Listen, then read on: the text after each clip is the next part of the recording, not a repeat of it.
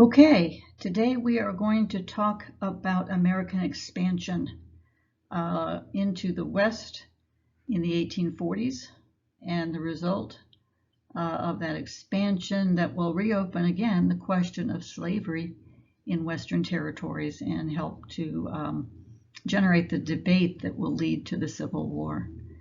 We're going to start with this slide, this concept, the concept of manifest destiny. Manifest destiny was a school of thought in the United States that essentially said that the United States had a destiny in the world, that America's destiny, America's God-given destiny really, and duty was to populate the entire continent of North America as much as possible, east to west, sea to shining sea. That again, the superior civilization of Americans would bring progress to the continent, would and those who were living in the West would be civilized in that process, or run out, or killed off. And you read, you're going to read, if you haven't already, for your journal, a speech that was given by a senator, Thomas Hart Benton, right around this time, in 1846, the time of the Mexican War, that kind of illustrates, or it takes the idea of manifest destiny onto a global stage. Benton arguing that once North America is completely under the control, I guess, of the United States, then that America's civilizing mission should continue on into Asia. And so I look forward to reading your journals and your reactions to his ideas and his rather abhorrent concepts of race. At least as we see them today. But for your folder assignment, I'm going to ask you to look a little more deeply into this piece of art. The painting was done in 1872 by an artist named John Gast. Its formal name is American Progress. And let me just note that the figure in the center in white, the woman, represents America, represents the United States. She is walking from east to west. She is carrying, and it's kind of hard to see, she's carrying a book, and she's also stringing telegraph wire as she walks. Those are not telephone poles, but telegraph wire, to be able to bring communications, the modern technology of telegraphy to the West. And I'm going to ask you in your assignment for the folder to kind of look further into the picture and see what else it says, see what else you're seeing coming from the east, what's happening in the West as America moves west. Because it's art, look at the sky, the way the sky is painted. What is that telling you about how Americans are seeing expansion? How this artist perceives expansion and what it symbolizes, I guess, for the continent. So manifest destiny. Again, sea to shining sea, American superiority, and understand that then it totally meant white superiority, and America's apparent, they say, God-given right and duty to occupy that continent and bring the wonders of technology and civilization and education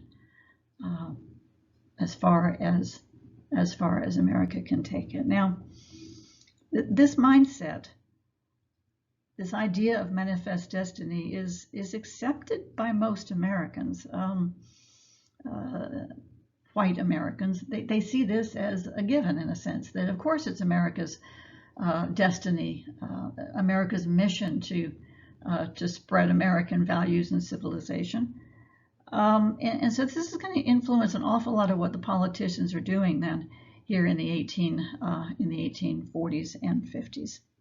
So to understand what's going on here, to get us to the Mexican War, the Mexican-American War, which will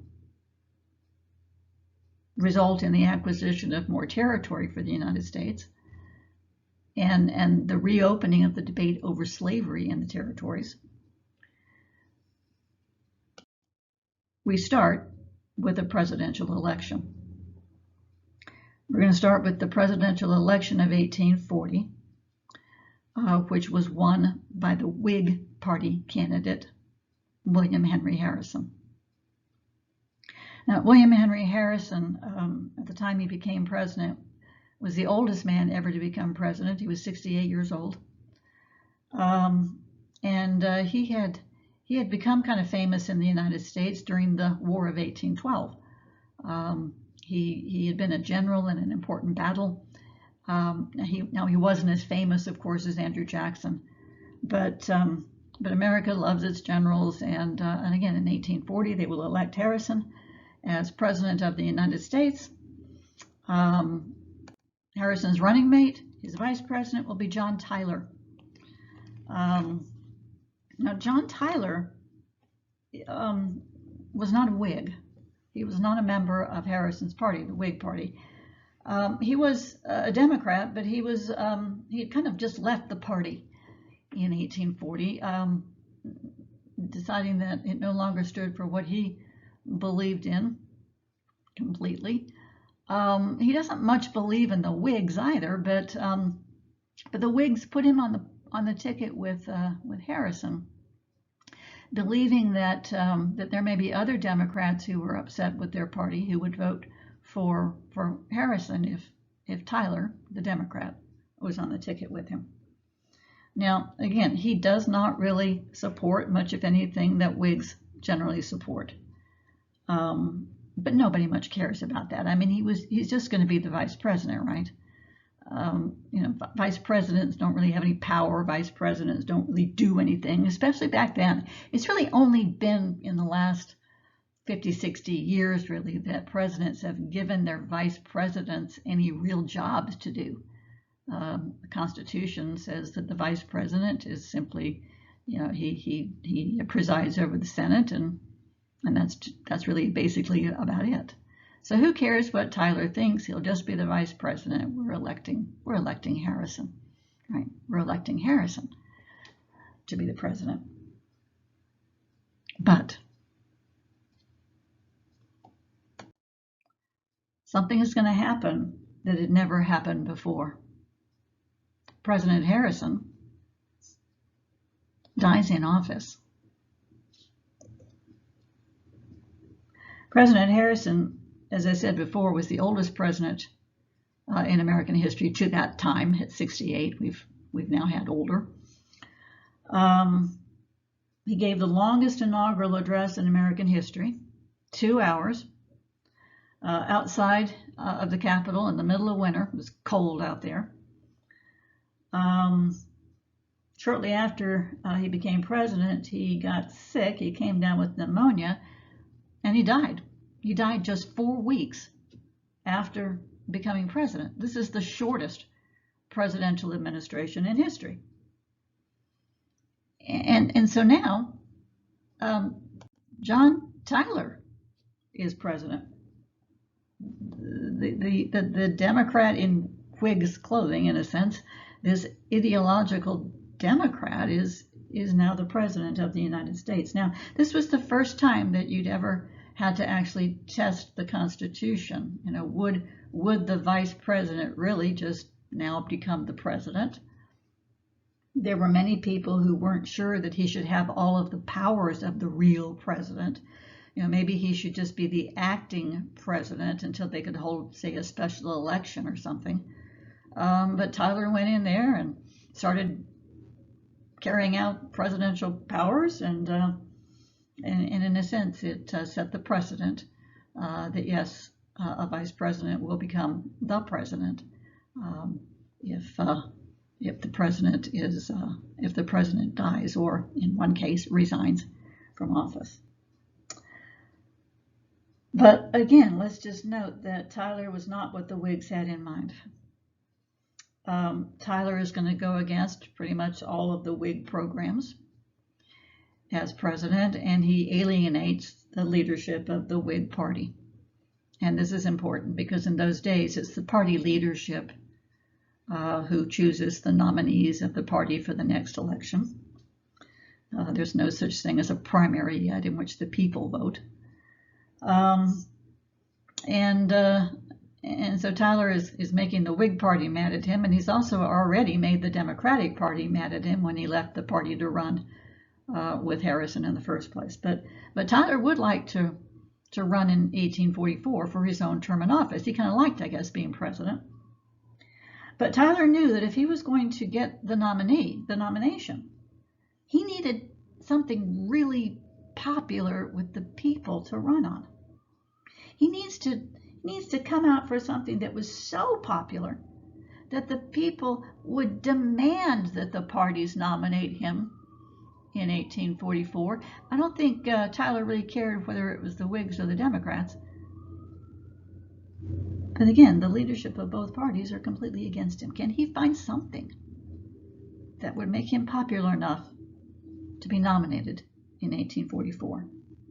And what we're going to find is that John Tyler found his issue right here in Texas. Now, Texas had been an independent republic since, I don't know when, all you Texans, I'm going to have to tell you. Texas had been an independent republic since 1836. Texas had won its independence from Mexico, at least they felt like they had. And ever since, the Republic of Texas had been trying to become a part of the United States because, it had mostly been Americans who'd gone down into Texas who had fomented that revolution against Mexico. And those Americans, people like Stephen F. Austin, John Houston.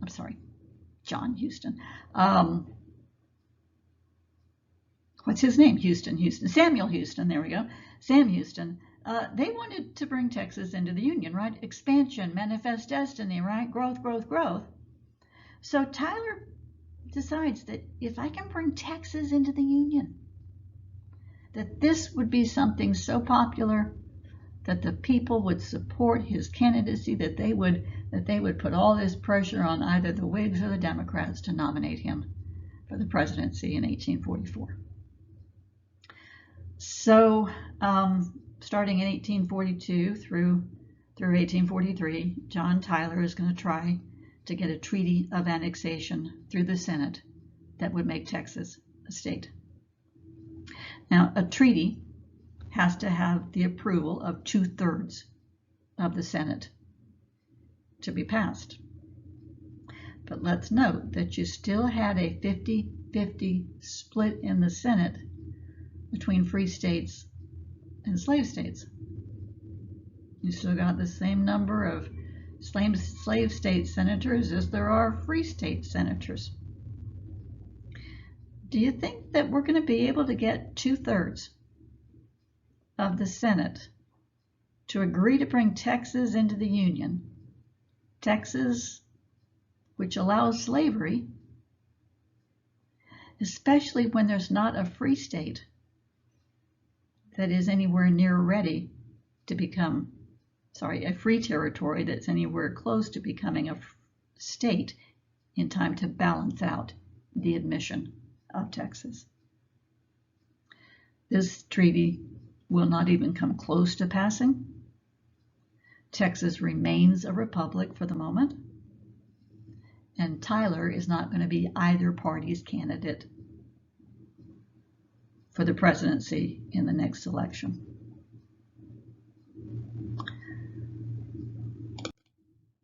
But we should note that Texas was becoming an issue. With There were a lot of Americans who supported bringing Texas into the Union. They didn't care if it had slaves or not, right? They just saw this as a chance to expand, to gain more territory, to manifest destiny. And so in May of 1844, before the parties nominate their candidates, the two men who had probably the best chances of being their party's nominees got together to talk about Texas. Now, the Whig, who most likely was going to be the party's nominee, was Henry Clay.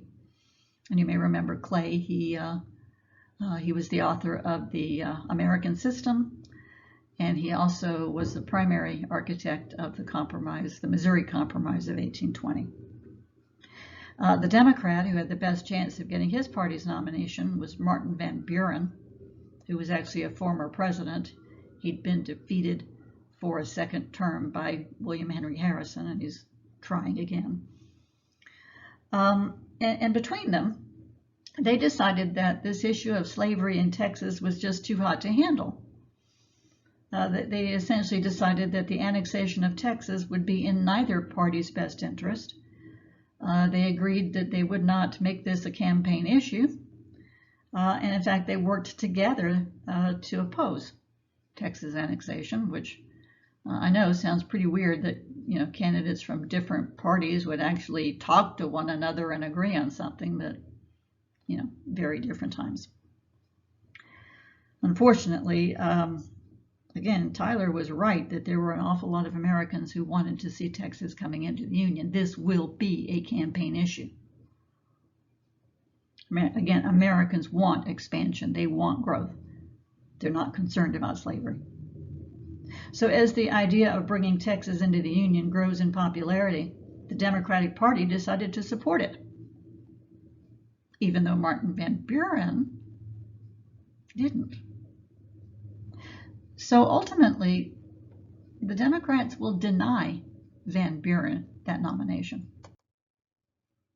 The Democratic nominee for the election of 1844 will be James K. Polk, a congressman from Tennessee who wholeheartedly supports the idea of American expansion, manifest destiny, and he's going to run then against Clay on a platform that includes bringing Texas into the Union as soon as he can. Polk will win this election. Now, with the outcome of the election of 1844, of course, John Tyler is going to be president for a few more months. There's that transition period. And John Tyler saw that election as essentially a mandate. See, he might have said, I told you the people want Texas into the Union. I told you so. And so he made it his business before he left office in 1845 to get Texas into the Union while he was still president. Now, he already knows he can't get a treaty of annexation through. Again, you need 2/3 of the Senate to agree to that. So instead of doing it through treaty, which was the normal way to do it, Tyler is going to bring Texas in through a joint resolution of Congress. And all you need for that kind of a thing to pass, a joint resolution of Congress, is to get a majority of both houses to agree to the bill. Not separately, but together. And he can get that. He can get a majority of all of the representatives and the senators. He can get a majority to support this resolution. So in 1845, the joint resolution passed. John Tyler signed it. Texas becomes a state. And James K. Polk now will become president. Now, again, Polk had run on the promise to bring Texas into the Union as fast as he possibly could, but Texas was already there. So what's he going to do for an encore? Polk set his sights on California. California. He had promised to expand the Union, to bring more territory into the United States. California. California. Americans had coveted California for a very long time, especially the San Francisco Bay region. Let's see if I can show you where that is, right out through here. Because a lot of Americans saw that as the gateway to easier trade with Asia. But at the time, you know, California belonged to Mexico. Now, Mexico had all of this territory here, through here, all the way down into what is now Mexico, of course. And so what do we think that Polk might do with this?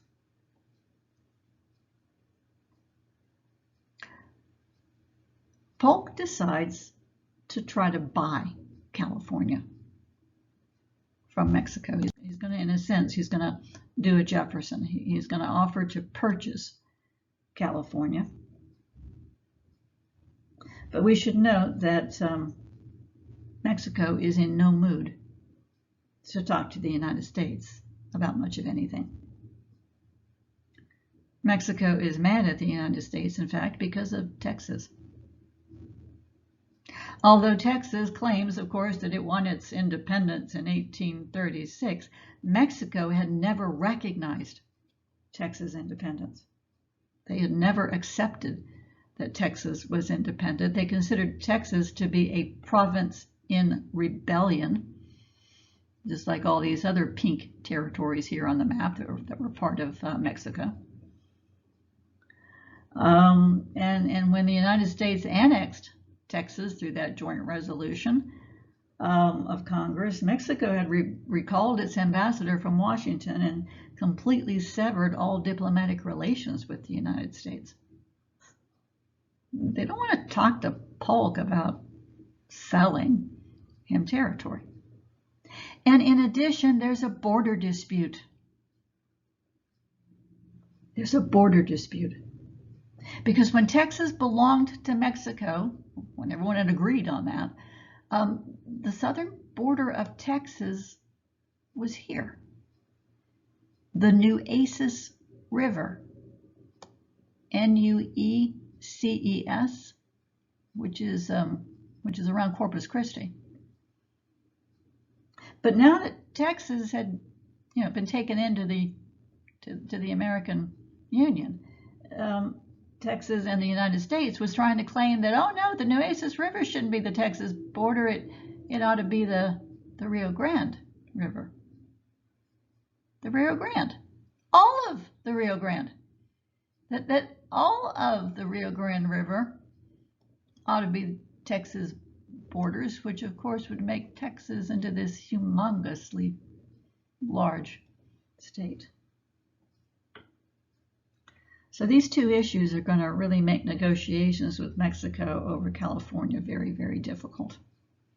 But nevertheless, late in 1845, Polk sent word to the American ambassador in Mexico and told him to offer Mexico $3 million. $30 million. $30 million for the United States to purchase this region here that was known as Alta California.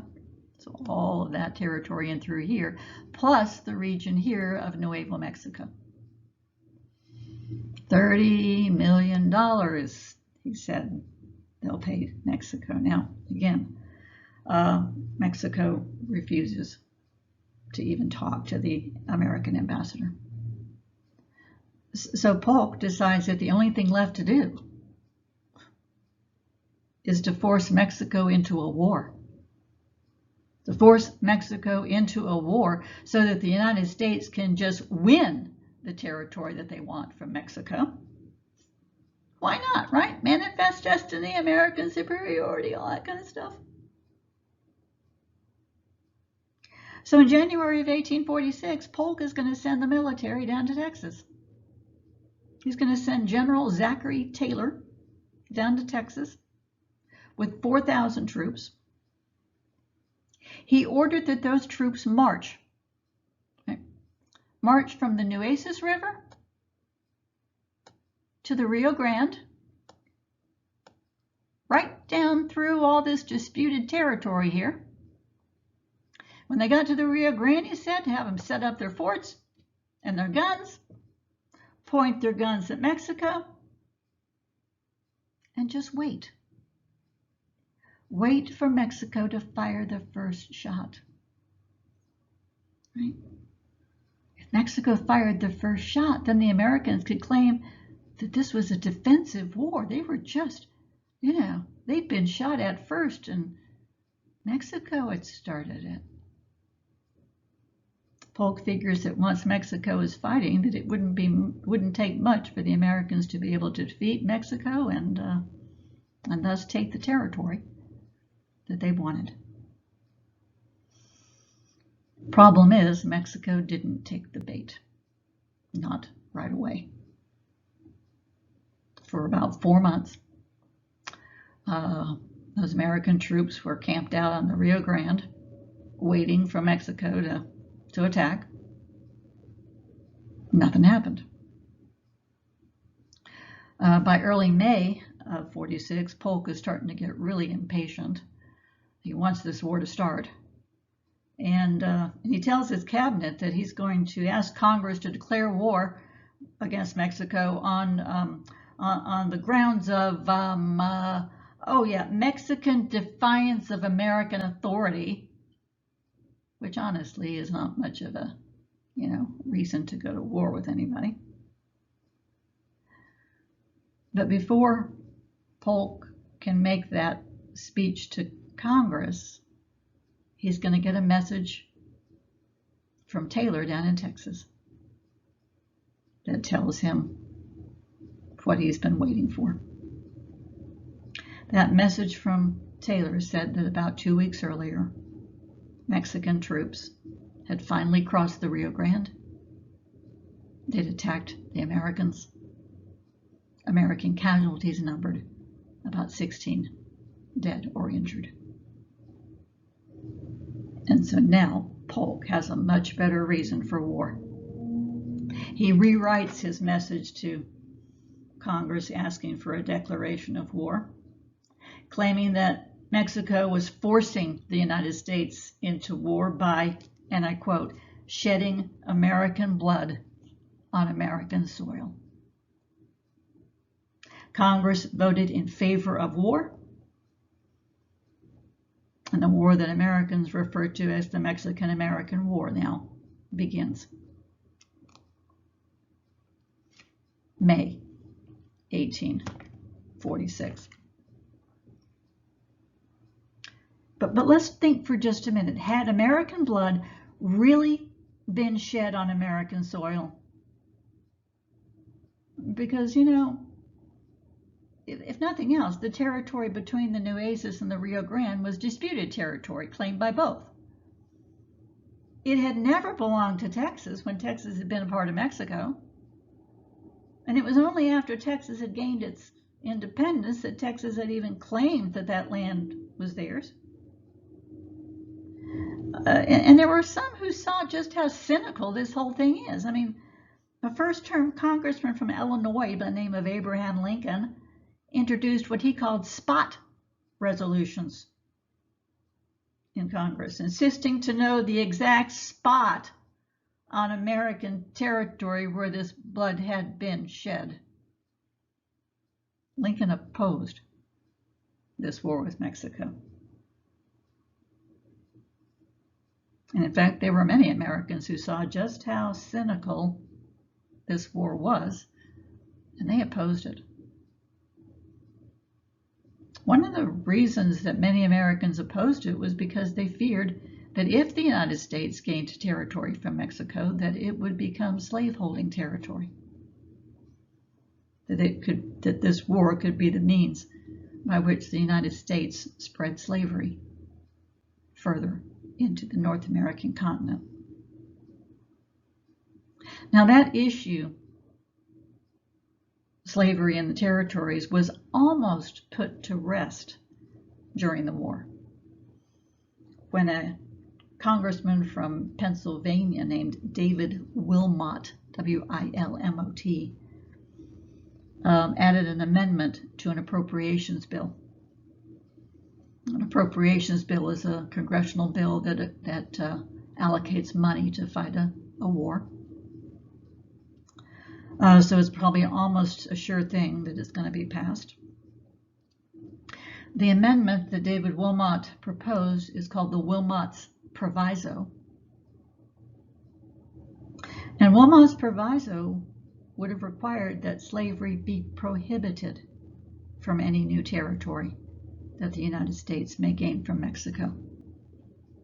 And if it passes, it would make the whole issue of slavery in the West moot, right? It would have already been decided that slavery would already be prohibited from any new territory.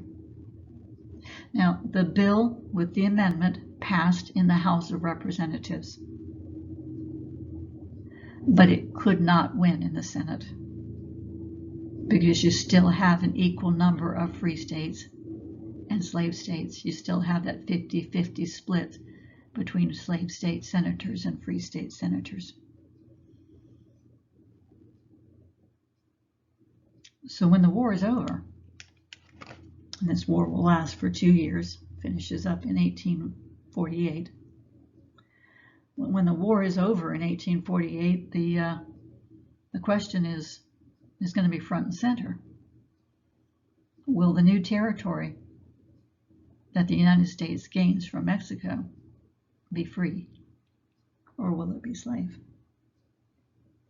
Let's take a look at that territory. With this victory over Mexico in 1848, the United States gains a tremendous amount of territory, all this area here on the map that you see labeled the Mexican Cession. First of all, American claims to Texas are confirmed. Nobody's going to argue that Texas isn't American.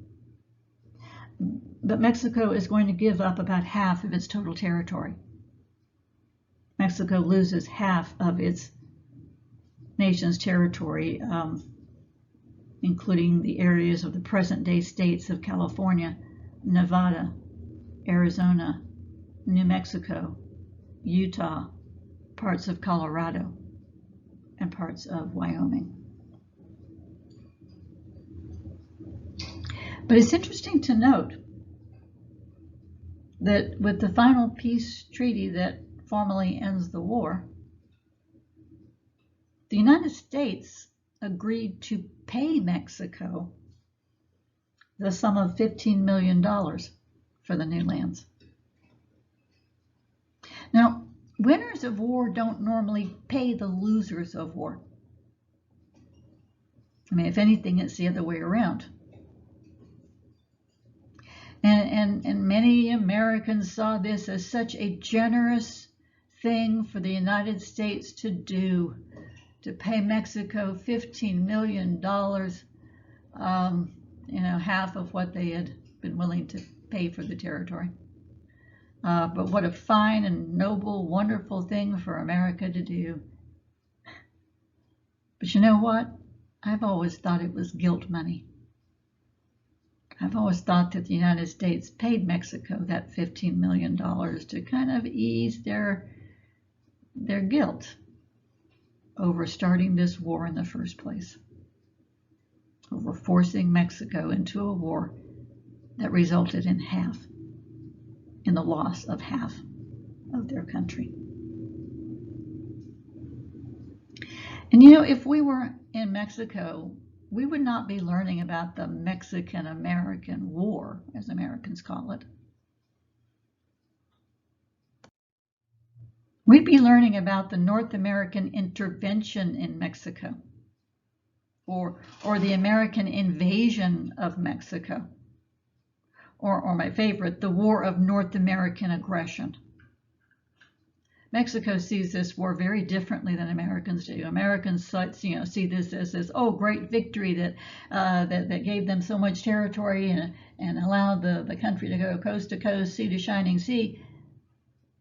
Mexico sees it as an invasion, as a land grab. So always remember, how we interpret history, in many cases, kind of depends on what side of the river we're on.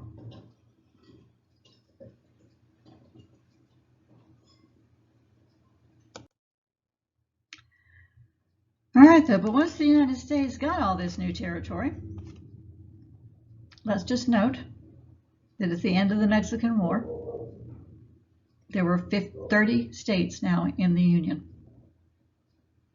15 of those states were free, and 15 were slave. You still had that 50-50 split between free states and slave states. And I think most Americans would probably be hoping that they wouldn't really have to talk about this issue of slavery in all these new Western territories for a while. They could put off, again, having to deal with this issue of slavery in the territories. But as you may know, in 1848, the same year that the United States acquired California, gold was discovered in California.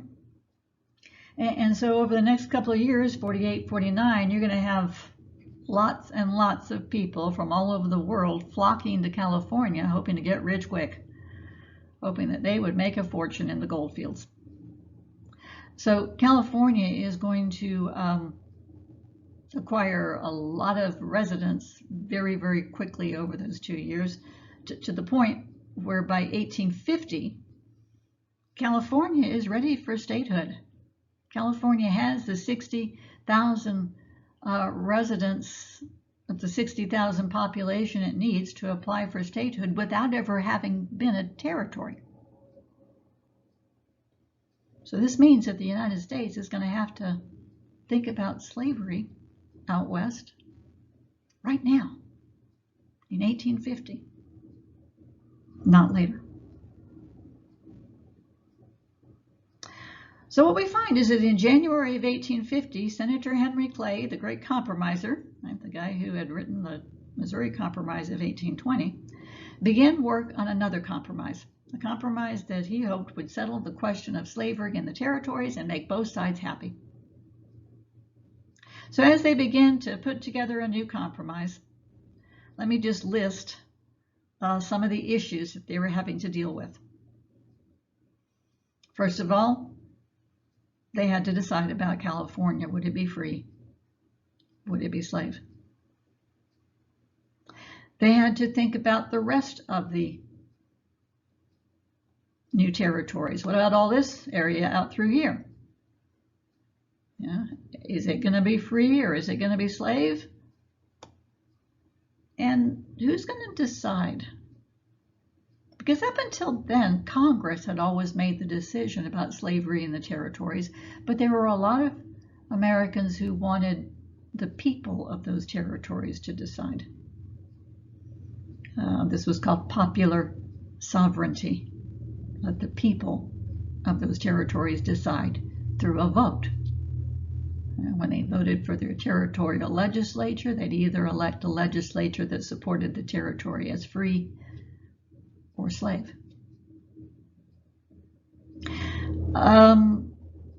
In this compromise, they need to decide about Texas borders. Will Texas be allowed to have the entire Rio Grande as their border, making it a really, really huge state? And Texas also wanted some money. Texas needed money to pay their old debts from when they were independent. Is the Congress going to take over their debts? And because it's going to be a compromise, again, they also have to include stuff in there that will satisfy both pro-slavery Americans and anti-slavery Americans. The pro-slavery Americans were trying to get Congress to pass a very harsh new fugitive slave law, a runaway slave law that would make it illegal to harbor a runaway slave or to help them escape. The anti-slavery people were trying to get the Congress to agree to outlaw slavery completely in the nation's capital, in the District of Columbia, because when foreign dignitaries came to Washington, it did look a little bad in the home of the or the land of the free and the home of the brave, to see slaves being auctioned off in public, sold, human beings treated as property. So debate is going to rage over this compromise for months, because the South did not want any kind of a compromise that would not allow slavery in the new territories, and the North didn't like any kind of compromise that would allow that would allow slavery in the new territories.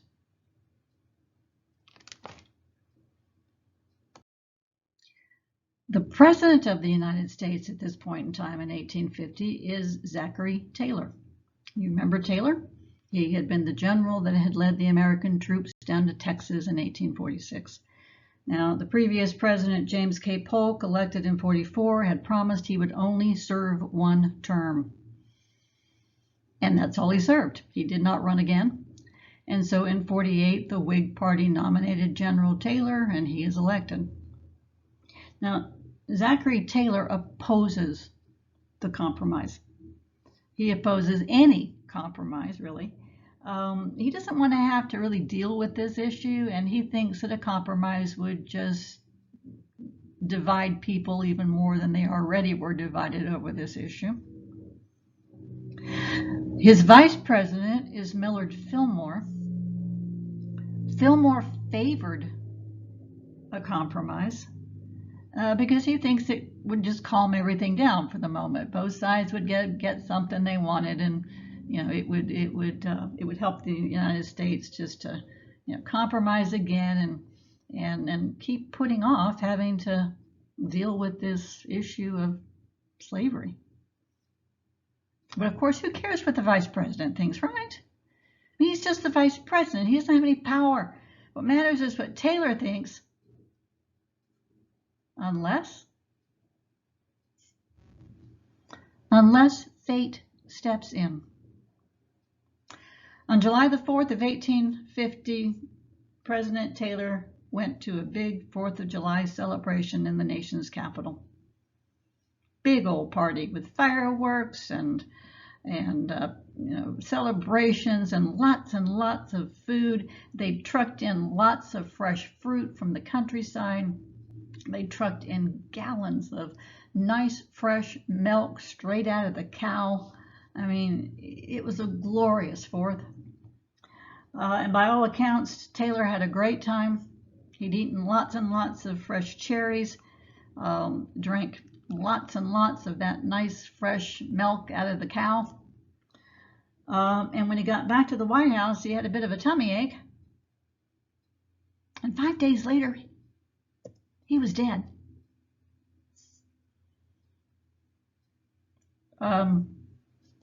Probably cholera. Bacteria in unpasteurized milk. Pasteurization didn't exist in those days. Whatever the thing is, it was apparently something to do with food poisoning here. And he's gone. Zachary Taylor is dead. So Millard Fillmore becomes president. Millard Fillmore, you remember, favors the compromise. And so Clay, the Whig, now working with a Democratic senator named Stephen Douglas, will pound together the final compromise of 1850. And you need to know these 5 parts of the compromise of 1850. 1. California comes into the Union as a free state. And although they don't know it, the admission of California as a free state is going to end forever the balance between free states and slave states. There's never going to be the admission of another slave state to keep that balance in the Senate. And so we really are starting to see the end of the deadlock over this issue. California comes in as a free state. Second, The rest of the new territories here would be divided into two official territories, the Utah Territory and the New Mexico Territory. And the issue of slavery would be decided not by Congress, but by popular sovereignty. Sorry, I've lost my, there it is. By popular sovereignty, the people of those territories would vote. When they elected their territorial legislature, they'd either vote in a legislature that supported Utah as a free territory, New Mexico as a free territory, or slave territory. The people will decide. Texas. The boundaries of Texas are set as they exist today. Texas is not going to get its big, long border of the Rio Grande River. Texas, again, will look like it does today in the final compromise. But Texas will be paid $10 million by the United States, which will enable them to pay off their old debts from when they were independent. And then, of course, as I said, you've got to have something in this bill that will satisfy both the anti-slavery forces and the pro-slavery forces.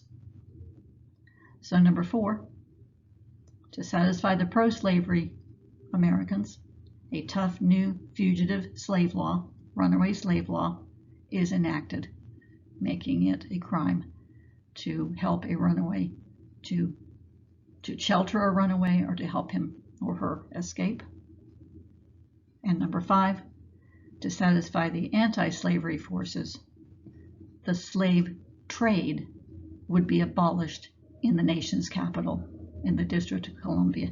Not slavery completely, but the buying and selling of slaves. So again, no more slave auctions, for foreign dignitaries to see when they visit the capital. And just like any compromise, both sides now get something they wanted. California comes in as a free state, and again, it ends forever the balance between free states and slave states. They don't know that yet, but that's going to be important as we go on to look at how this war begins. Again, Utah Territory and New Mexico Territory will be established, and the decision about slavery in those territories would be decided by the people, by a vote of the people in those territories, popular sovereignty. So Congress is kind of out of the business now of deciding where slavery would or would not exist. Texas boundaries are set as they are today, with Texas getting $10 million to pay off their old debts. A tough new fugitive slave law is enacted, making it a crime to harbor a runaway, to help a runaway slave escape. But the slave trade, the buying and selling of slaves, is abolished in the nation's capital. So this compromise now, once again, kind of postpones the final reckoning with slavery. But let us just note, this compromise of 1850, this is the last compromise we're going to see on the issue of slavery. This is the last time that there'll be any attempt or any success in trying to placate both sides and put off having to deal with slavery. From this point on, from 1850 on, everything we're going to be talking about that leads to the Civil War is going to see one side or the other on this debate, winning a victory. And so next time, we will take a look at the events from 1850 to the beginning of the Civil War in 1861, the road to the Civil War, and see how this issue plays out. Thank you.